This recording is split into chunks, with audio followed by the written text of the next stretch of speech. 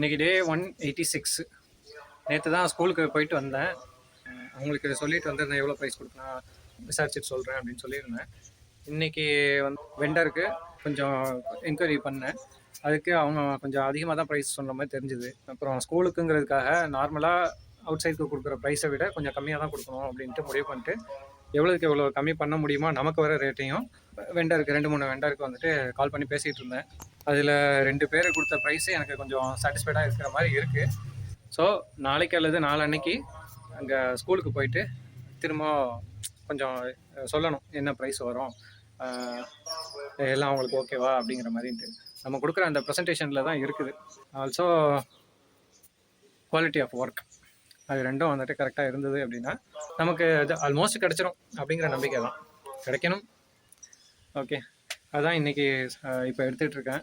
வேறு எதுவும் அப்டேட் இருந்துச்சுன்னா வீடியோவில் சொல்கிறேன்.